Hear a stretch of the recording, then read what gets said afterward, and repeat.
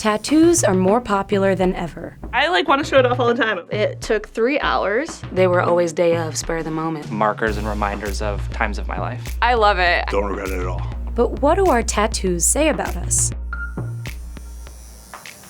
The way that we see tattoos now in 2019 is very different than how we saw them even 10 years ago, 20 years ago, 50 years ago. This is our colleague, Noah Michelson. He's the editorial director of HuffPost Personal. And I'd say I am close to 90% covered in tattoos at this point.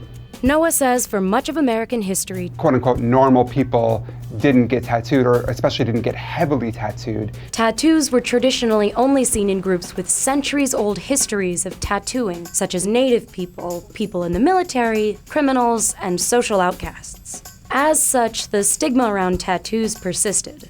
Even in New York City, you couldn't legally get tattooed until the late 90s. Because tattooing was seen as unsanitary. Tattoo artists in places like New York worked out of apartments and basements, while stereotypes about tattooing as part of underground culture persisted for decades. But then something changed.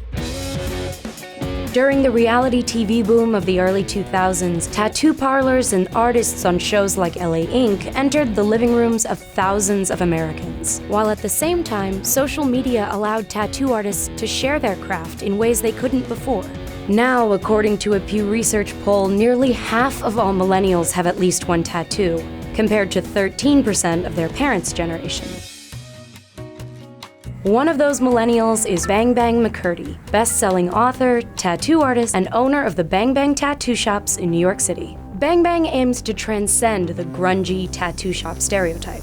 I didn't have much of a choice since I didn't feel like there was a proper representation of what a tattoo studio needs to be for an artist like me.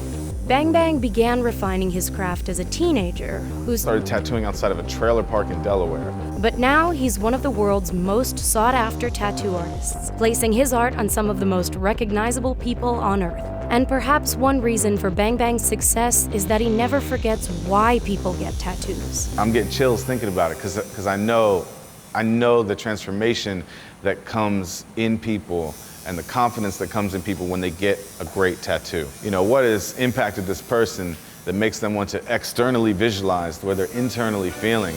So this is my tattoo. An antelope. I have a crop circle on my left forearm. This is my dad's family name. It was an idea that I've been thinking about for a super long time. Completely spontaneous on spring break. My mom and I really wanted to get tattoos together. I don't know, oysters are really cool. We landed on getting our apartment number that I grew up in.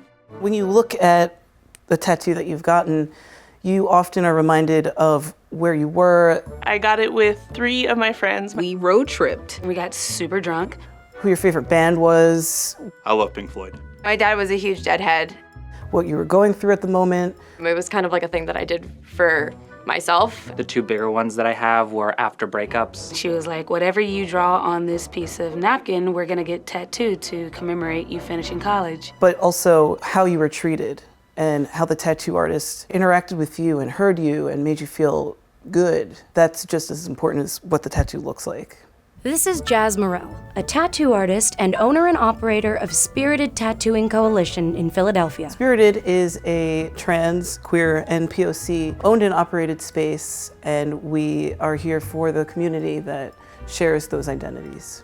For Jazz, the environment of Spirited Tattoo is crucial because I want to make sure that I'm doing the best job to make people feel safe. That's because before opening Spirited Tattoo, unfortunately, I experienced a lot of transphobia, homophobia, just straight up racist remarks. And when that happens over and over again at different shops, and it's not just one person or one shop, that's when you know it's truly a problem.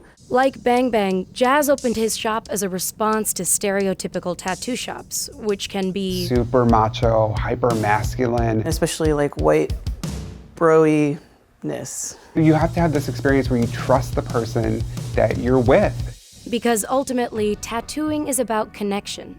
It's people, that's the way we are. We want connections with people. I went to this really awesome tattoo shop that was mostly run by women. And it instantly felt like a really safe space. All my tattoos are either from queer tattoo artists or POC tattoo artists. So they're people that I want to support, and I want their art on my body. Which is why tattoos allow Jazz and people like him to connect with other people who are like me on a more intimate level. And perhaps it's no surprise that for many of us, our tattoos end up becoming a crucial part of our identity. One of the reoccurring dreams I have is that I don't have my tattoos anymore. Something happened and they disappeared. And I always wake up in this cold, like a cold sweat. That's how sort of ingrained they are, not just in my skin, but also in my psyche. And now I think also in my personality and my persona and how I think about who I am and how I exist in the world.